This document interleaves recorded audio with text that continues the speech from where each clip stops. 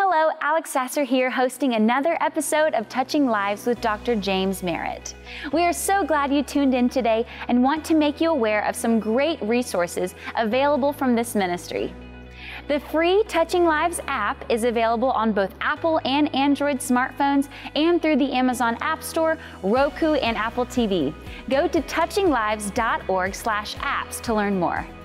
Next, start your day in the Word of God using the daily devotional email from Touching Lives. You can register right now at touchinglives.org/devotionals to begin receiving your daily email. And finally, be sure to sign up for Dr. Merritt's monthly Bible teaching letter. This letter is delivered for free in print right to your mailbox each month. Go to our website at touchinglives.org/letter to register today. Thank you again for joining us, and now here is today's sermon from Dr. James Merritt. I want to welcome those who are watching online, those who are watching by TV, those at our Mill Creek campus, and those here at Sugarloaf. Most people don't know this, but I have come close to dying on 2 occasions, literally, and they both involved a car, and I'm just going to tell you about one of those. I was what we used to call a minister of youth back in the day. You call them student pastors now, but I was a student pastor in a church north of Atlanta, and I was going to a Christmas party for our volunteers. And we were going to a home I'd never been to before. I wasn't really familiar with where this house was. And it was a cold, rainy, foggy December night. I was making my way to this house, and the visibility wasn't good. And so I rounded a curve, and all of a sudden my eyes got this big because there was a stop sign right there. I mean, just as you turned, a big sign said, "Stop." Well, I slammed on my brakes, but because of the mist and the cold, the road was real slick, and I mean, I went right through that stop sign into the path of an oncoming car. If you've ever had you've heard people say your life flashes before you, mine did before me. Because this car, there's nothing I could do. You just watch the lights come in, and I really thought, I'm going to die right here. Well, because of the weather, that car wasn't going as fast as the car normally would have, or I would have probably been killed. But that car T-boned me perfectly right on the driver's side of my car, knocked me into a ditch. And, I was shaken up, but it wasn't hurt too badly. And thank God the other driver wasn't hurt. I was a little bit sore and banged up. And to this day, I'm so grateful that God spared me, because really and truly, it was a stop sign that almost cost me. Because I wasn't expecting to see the stop sign. And as I thought about that day, and that's been many, many years ago, as I thought about that day, it hit me that life is just like that. You're kind of driving down the road of life, and you're enjoying the scenery, and things are going well, and there's no bumps in the road. And all of a sudden, you turn a curve, and there's this big sign. You didn't expect it to come, and it doesn't say stop. It says quit. And we've all hit that sign. We've all had it happen. You get broadsided by things you never saw coming, and you're tempted to quit. Or you'll be discouraged because of something somebody said to you or about you, and you're tempted to quit. Or you fail where you absolutely thought you were going to succeed, and you're tempted to quit. Or you just get tired of trying, and you're tempted to quit. I remember when I was working on my PhD, my dissertation, and I turned in my first chapter. I'd worked on it for about, 2 or 3 months, and I turned in my first chapter, and really thought I'd done a great job. And then when I went up to the seminary to meet my professor, he just tore into it. It wasn't what he wanted. It wasn't the way he wanted it. Basically told me to tear it up and start over. I came home. I was pastoring a little country church at the time. I was so discouraged. Had it not been for my sweetheart, I probably would have quit, and I wanted to quit, but I knew that, God had better things. But we've all been there. And if you're a guest of ours today, we've been in a series. We started the first of the year. We've been calling Mirror Image. And what we've been saying is this: just imagine you had a mirror that you could look into, and it wouldn't show you what you look like on the outside. It would show you what you look like on the inside.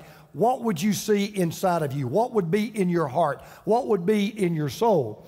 And it's really a series on character, because the most important part of every one of us is our character. It's not what people that see on the outside that counts. It's what you really are on the inside that really and truly matters. And so we've been exploring the various building materials that go into this house called character. And we've talked about things like integrity and honesty and humility and authenticity.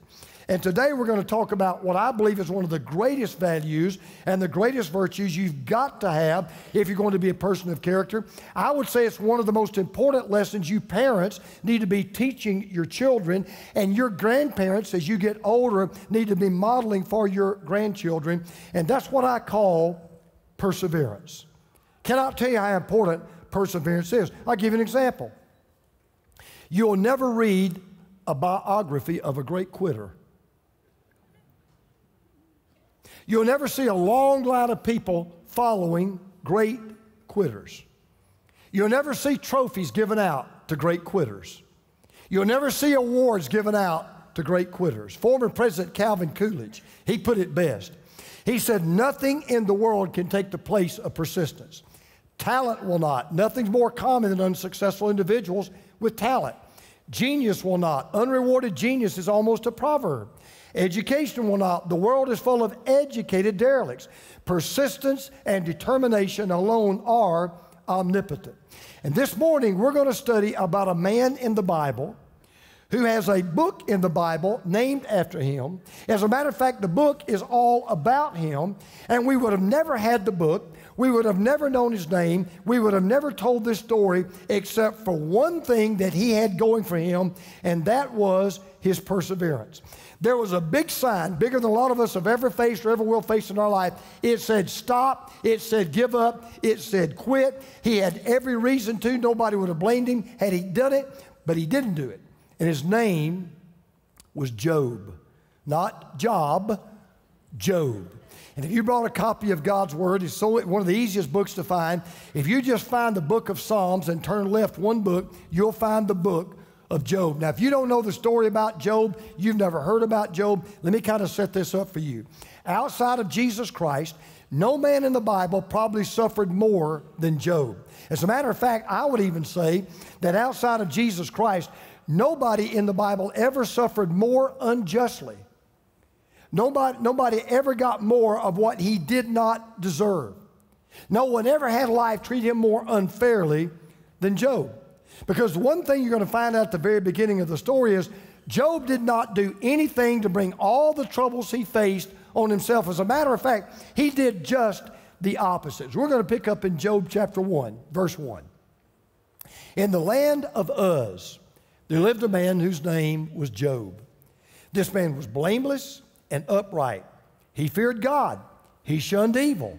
He had 7 sons and 3 daughters, and he owned 7,000 sheep, 3,000 camels, 500 yoke of oxen, 500 donkeys, and had a large number of servants. He was the greatest man among all the people of the East. Now, you talk about a guy that had it all. He had hit the trifecta of life. He was healthy, he was happy, he was holy. He had a beautiful wife. He had 10 precious children. He was filthy rich.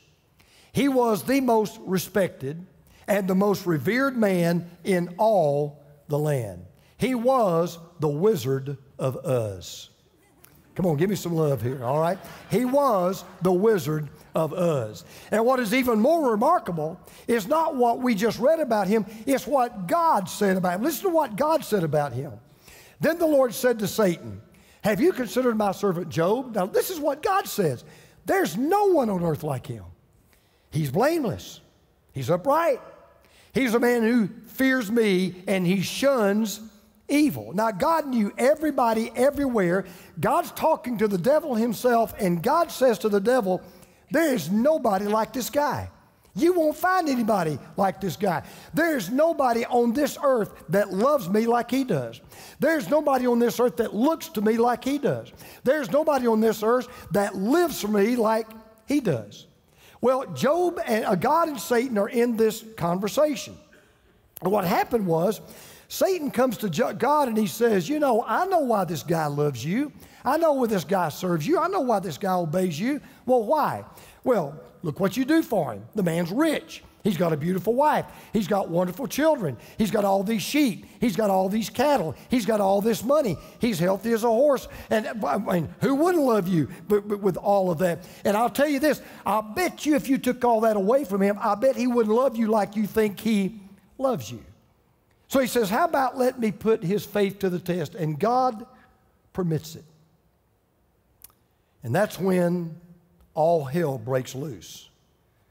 Thieves come and steal his oxen, his donkeys, and his camels. Then they kill all of his servants. Lightning strikes and kills all of his sheep and all of their shepherds. And then before he can even call Geico, he loses his family. A tornado sweeps in, kills all of his children. And then the coup de grace, he loses his health. He's afflicted with these sores, and he's afflicted with these pus-filled boils that cover his entire body, and not a doctor in sight. So Job goes to sleep one night with everything, and he wakes up the next morning with nothing except the most important thing, God, and he hadn't done one thing to deserve one thing that had happened to him. Somebody said that if Job was a country songwriter, he would have penned a song with this title: I can't eat by day, I can't sleep by night, and the woman I love don't treat me right. And that's exactly what he would have said. Now, if Job at this point in his life had responded the way many of us would have responded, the way most people would have responded, he would have done one simple thing. He would have quit. He would have quit on God. He would have quit on the church. He would have quit on his faith. He would have quit on himself. He would have quit on his life. And had he done that, this book would have never been written. This story would have never been told. And the name of Job would have never been known. But because he had this one thing going for him, he was a man of perseverance. He was a man who didn't know the meaning of the word quit. He teaches us some of the greatest lessons some of us in this room, some of us watching right now on a computer, by television, need to know right now. Tough times never last, but tough people do. Tough times never last, but tough people do. And as you live life, we're going to learn three things that Job faced, we're going to face. All right, number one, we shall face problems that will make us want to quit. We will face problems that will make us want to quit. By the way, this is very personal. It's home to me. 1,000 ministers quit the ministry every month. 1,000 ministers say, I don't need this in my life. I don't want this in my life. This is not what I bargained for. This is not what I signed up for. I can't take it anymore. I'm going to go sell shoes. I'm going to sell insurance. I'm going to dig ditches. I am done. And listen, I'm not whining. I'm not complaining. I love what I do. I can't believe that God's called me to do what I do. I don't ever want to do anything else. But I can tell you, there's been more than a few Monday mornings I've said, you know, I've had it. There's got to be something else I can do. There's got to be something better than this. I just don't know that I want to do this anymore. So the next time you feel like you got problems, the next time you feel like you're overwhelmed by all the wrong things and bad things going on in your life, go read the book of Job. You say, will it make you feel better? Oh, no, it'll make you feel worse. But it will put your problems in perspective. You know, they call the day the stock market crashed Black Monday. Well, Job had the blackest of all Mondays. He didn't just lose his 401k. He didn't just lose the money in the bank. He didn't just lose his house. He didn't just lose his car or his clothes or his jewelry. He lost everything. Because when you read verses 13 through 18 of this first chapter, you're going to find one of the greatest estates and one of the greatest pieces of wealth anyone ever had. He lost it all. And it all happened in less time than it takes for the earth to rotate on its axis one day. So let's just review. A few enemies slaughter all of his sheep. Thieves and murderers kill all of his servants. A tornado leaves all of his children dead and buried under the rubble of their homes. And that's just day one. Day two, Satan raises the stakes even higher. He goes back to God a second time. He says, well, God says, see, Job still loves me. Job still worships me. He says, oh, yeah, but how about skin for skin and flesh for flesh? You've taken all he had. Let me have a crack at him. And God says, go ahead. And Satan drops a disease bomb on Job. Literally obliterates his health. As a matter of fact, a pastor went through the book of Job just to see all the physical problems that Job had. Look at this list of problems he had. Listen to this. He had inflamed ulcerous sores, persistent itching, degenerative changes in facial skin and disfiguration. That sometimes can happen in a long sermon. Total loss of appetite, fears and depression, purulent sores that burst open, scab over, crack, and ooze with pus, worms that form in the sores, breathing difficulties, foul breath, weight loss, chronic excruciating pain, high fever, chills, and diarrhea. And you think you feel bad with a headache. This is all the things that Job faced. And by the way, remember, this was before insurance covered pre-existing conditions. So what happens? Well, you can imagine. Nobody wants to be around Job. And Job doesn't want to be around anybody. So he's now rejected. He's isolated. And you know what he does? He is so down and he's so out, he relocates to the city dump. That's what we would call it today. Here's what we read. Then Job took a piece of broken pottery and scraped himself with it as he sat among the ashes. Now, the Hebrew word there for ashes, it refers to the garbage dump. It refers to a place outside the city where they would burn excrement and they would burn rubbish and they would burn garbage. I remember when 9/11 hit. In December of that year, Teresa and I had to go to New York for a certain function. So we flew up there and we went down to what's known as Ground Zero. And I mean, I just could not believe it. It's where the World Trade Center had totally collapsed. Here it was, September, October, 4 months later. And you go down and all you can see is twisted steel and rubbish and smoke still coming up out of the ground. Well, Job had now become a human ground zero. And Job began to ask the questions we would all ask if we were in his position. Why and why me? We've all been there, right? Something bad happens. Why? Why me? And we almost always, when something bad happens, we almost always automatically ask this question. How do I get out of this? First question we ask. When we get into it, we're asking, how do I get out of this? That's the wrong question. The right question is, what should I get out of this? God, what are you trying to teach me? What do I need to learn? Because here's what you're going to learn as we study this man. Problems in life are never meant to defeat you. Problems in life are meant or depress you or even discourage you. They're meant to develop you. Problems are not tools to tear you down. They are tests to build you up. Well, Job's got a lot of trouble. You know, we understand that, right? He's mourning over his family. His kids are gone. His wealth is gone. His health is gone. You say, man, things are bad. Oh, they get worse. Because not only will we face problems that will make us want to quit, we will hear people that will tell us to quit. I mean, this is unbelievable. Job is now bathed in an ocean of defeat, devastation, death, disease, depression.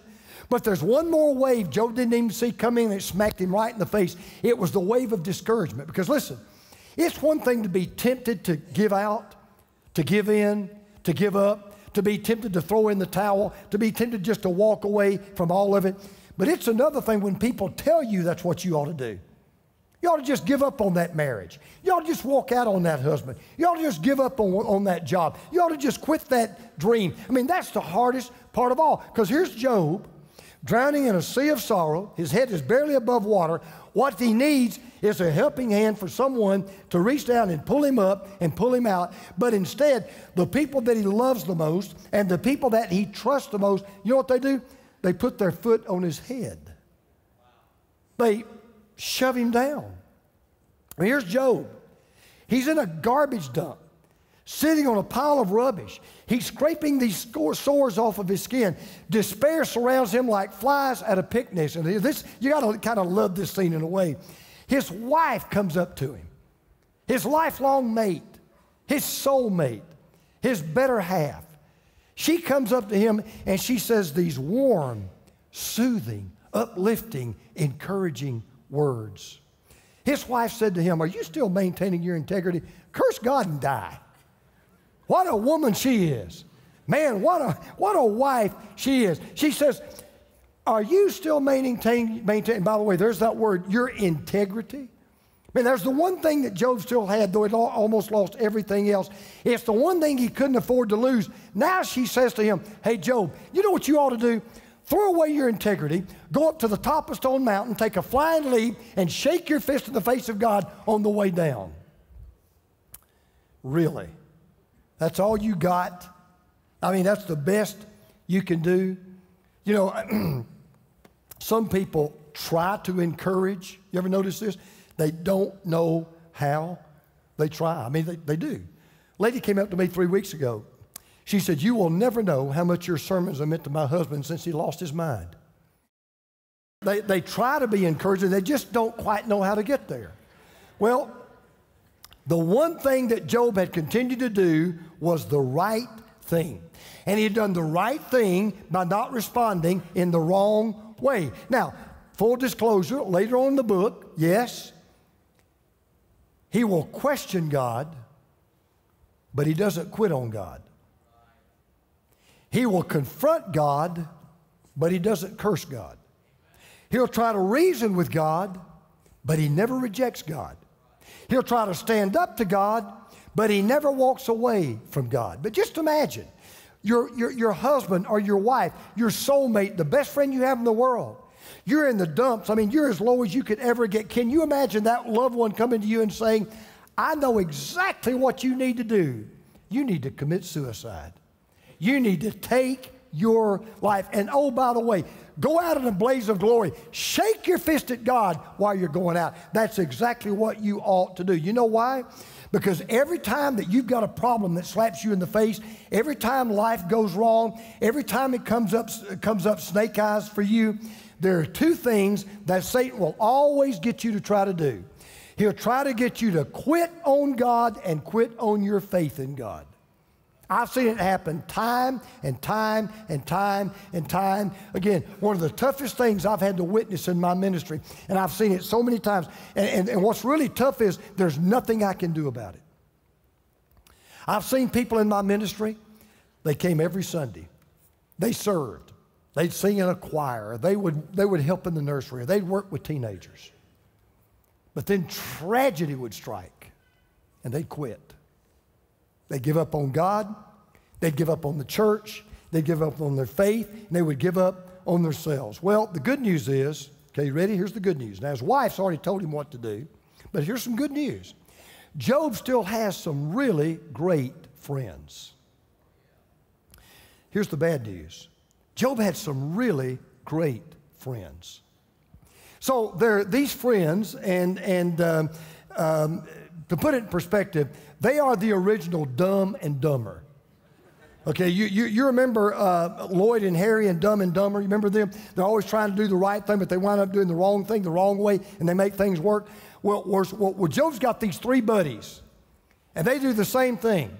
Because even though Job knew, I've not done anything to deserve what's happening to me. I've lived for God. I've loved God. I've looked to God. I've dotted every I. I've crossed every T. I don't deserve what's happening. I didn't bring this on myself. These three stooges feel like, you know what you need, Job? You need some prosecuting attorneys.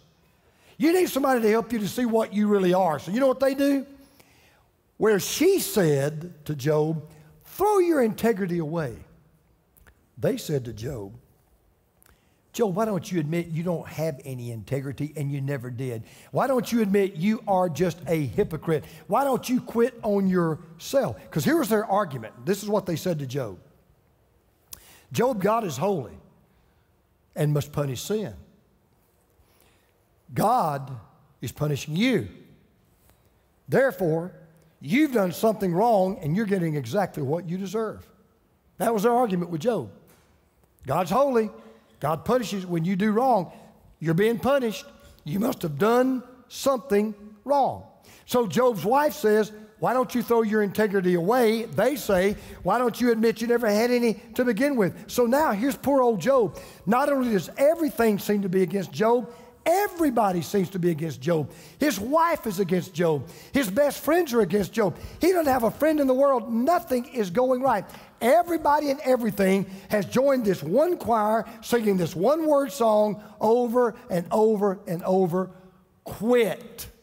And we've all been there, or one day will be. We've been knocked down, flat on our back, lying on the mat. The referee's about to reach the count of 10, and we've got one of two choices. What are we going to do? Am I going to lay here and quit, or am I going to get up and fight? Now, the interesting thing is, his wife thinks, I've solved your problem, Job. Just take a flying leap off the highest mountain you can find. And his friends think they've solved his problem. Job, why don't you just fess up and that you've messed up, and why don't you just come clean and tell everybody what you've done to deserve what's happening to you? Why don't you quit on yourself? She said, why don't you quit on God? They said, why don't you quit on yourself? And if he had, we wouldn't be telling this story. We'd have never heard of this guy. So now Job's at a crossroads. What's he going to do? His wife says, quit on God. His friends say, quit on you. And there's going to be that time in your life you got to decide, so what am I going to do? And that leads us to the third lesson. We must have the perspective that ensures that we don't quit. Yeah, we'll face problems that will make us want to quit. We'll have people that will tell us, yeah, you ought to quit. But we've got to have a perspective that enables us to make sure that we don't quit. So here's where Job is.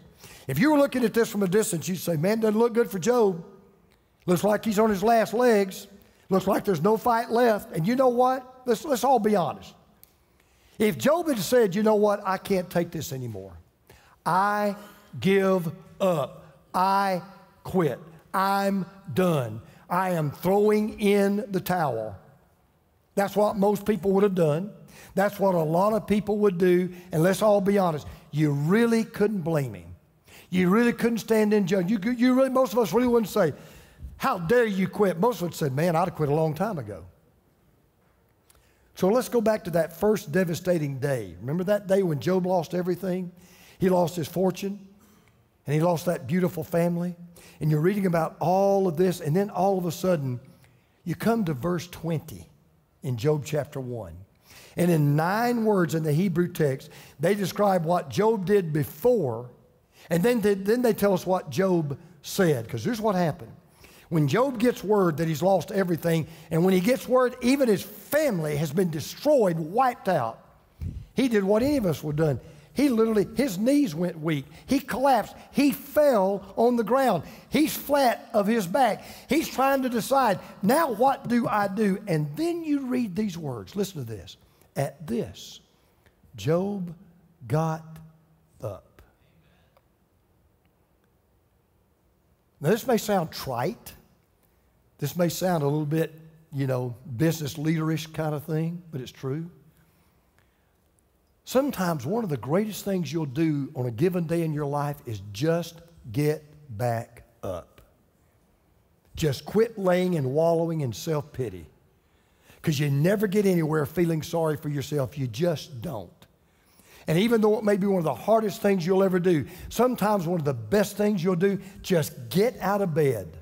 Just force yourself to take that first step. Just say, today I am not going to give in. I am not going to give out. I'm not going to give up. I am not going to quit. Get up. So Job peels himself off the ground. He gets up. He goes back out into the boxing life, a boxing match called life, and he says, you know what? I'm going to fight one more round.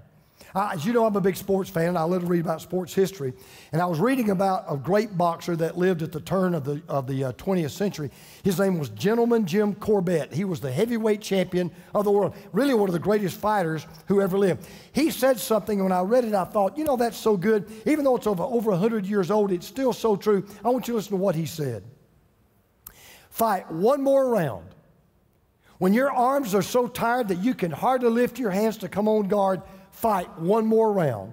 When your nose is bleeding and your eyes are black and you're so tired you wish your opponent would crack you one on the jaw and put you to sleep, fight one more round, remembering that the man who fights one more round is never whipped. Now, here's what's amazing about Job. He collapses out of grief and out of sorrow. I mean, it's just crushed him. I can understand that. But he gets back up.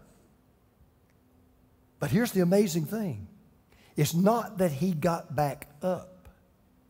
He voluntarily went back down. You say, wait a minute. I thought you said you got to get up. Yeah, there are times you have to get up. But then there are the same times you have to go back down. You say, okay, I don't understand. Look at why Job went back down. This is worth coming today for. Watch this. At this, Job got up, tore his robe, shaved his head. Then he fell to the ground in, everybody say that word, worship. He fell to the ground in worship and said, naked I came from my mother's womb, naked I will depart. The Lord gave and the Lord has taken away. May the name of the Lord be praised. Job said, I got up, but I'm going back down. Not to wallow in self-pity, not to say, oh, woe is me, not to walk away from God. I'm going to go back to God in worship. No blame, no bitterness, no whining, no crying, no cursing, none of this. How dare you do this to me? How dare you take my son? How dare you cost me my job? I go to church, I pay my tithe, I work in the nursery, I've been faithful all these years, and this is what I get in regard. This is what I get out of all of this. None of that. He gives God the one thing that God always deserves in good times and bad times, and that is worship. Yep. Job's entire world had walked out on him, but Job would not walk out on God. I want to tell you the thing I was telling our first service, the thing in my ministry, one thing that's broken my heart, I kind of alluded to it a moment ago. It just, and you see it, and you want to do something about it, but you just can't. It's just times, you know, you're just helpless. I've seen people, and it's just the worst thing you watch. I've seen people who, like I said, I mean, every Sunday, they'd sit there, they'd sit here, they'd sit there. They'd work in the nursery. They would serve teenagers. They were faithful givers. I mean, they were all in. But then they lost that job. Or then the wife walked out. Or their son died in childbirth. And guess what? They did the one thing they should not have done. They quit. They quit church. They quit worship. They quit God. They quit God's people. Now, I want you to hear me. It is at the worst time of your life that you need to be here. It's at the worst time of your life. You need Him. You can't make it without Him. It's at the worst time of our lives. We need the encouragement of each other. We need to walk through it together. We need people bearing up our burdens. And it's just so frustrating to see people doing the one thing that doesn't make it better. It always makes it worse. But Job said, I'm not going to make that mistake. Because Satan in one ear was saying, you're going to worship him after all of this? And Job basically said in a very nice way, sit down and shut up. Because he's the God that loves me. And he's the God I love. And I don't love him just when things are going good. I'll love him when things are going bad. I don't worship him when I've got a job. I'll worship him when I don't. I don't worship him when I get what I want out of life. I'll worship him when I don't. That's the kind of perseverance that he had. None of this griping and complaining. So what does he say to his wife? I love this part, right? His wife says, curse God and die. What does Job say to his wife? But I love this. Look, you're talking like a foolish woman. Shall we accept good from God and not trouble? You know, that's one of the most incredible statements you'll read in all of the Bible. Because let's face it, listen, I'm with you. I'm not going to look at you like I'm holier than you are. I'm a guy just like you. I want it to be all sunshine and no rain. I want it to be all roses and no thorns. I want it to be all gain and no pain. But I have found it in my life, and you'll find out in your life. Your faith is real in God. Your love for God is real. Your devotion to God is real, not in the good times, in the bad times. When you're willing to look up into heaven and you're willing to say with the tears coming down your cheeks and you're so full of grief you can't even sleep at night, even if you slay me, I'm going to trust you. Even if you take my life, I'm going to love you. Even if you do whatever life can throw at me, I'm going to stay by your side. Because here's what Job was saying. We may not always like what life gives us, but we can always trust the God who loves us and gives us life. We can always do that. No, Job didn't quit on God or his faith in God. And because of God and his faith in God, he didn't quit on himself. And that's why you read this fantastic testimony. Let me tell you, this is one of the great testimonies about anybody in the Bible. Listen to this. In all this, Job did not sin by charging God with wrongdoing. In all this, Job did not sin in what he said. Because of his perseverance, we know about this guy. Because of his perseverance, we know about this book. Because of his perseverance, we know about this story. As a matter of fact, let me tell you how cool it is. 1,800 years after this happened, 18 centuries after it happened, the brother of Jesus, a man named James, wrote a book in the New Testament by his name, the book of James, and listen to who he refers to. You have heard of Job's perseverance, and you have seen what the Lord finally brought about. For 1,800 years, generation after generation after generation, dads would tell their sons about Job. And the son would tell the grandson about Job. And the grandson would tell the great-grandson about Job. And that story was so fantastic. That story was so great. That story was so inspiring. That story was uplifting. Everybody knew about Job. Everybody had heard about Job. Everybody knew. There's one thing I know about my relationship with God. I will never quit. I won't quit on Him. I won't quit on my faith in Him. And I won't quit on me. 1,800 years. You know why? Because so many people misunderstand what this book's about. This book is not primarily about Job's suffering. It's primarily about Job's standing. It's not primarily about the fact, look what happened to Job. That's not what the book's about. What the book is about is, look how Job responded to God. He didn't walk out the door. There was a history professor who once said, if Christopher Columbus had turned his back, nobody would have blamed him, but nobody would have remembered him either. So true. So I got news for you. And by the way, it happens to preachers too. When life goes sideways, and it does, when trouble, a wave of trouble smacks you in the face and knocks you flat on the back, every single time it happens, you will do one of two things. There's only two ways you'll go. There's not three or four. There's only one or two ways you'll go. And oh, by the way, you will go one way or the other. There won't be any standing still. When life puts it to you, when life smacks you down, when life is at the most unfair it can possibly be to you, you will do one of two things. You will lower your view of God, or you will raise your faith in God.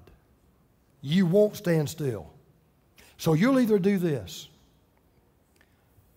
So that's the kind of God you are? I do all this for you, and you let this happen to me? You got to be kidding. And you think I'm going to serve you? And you think I'm going to worship you? And you think I'm going to obey you?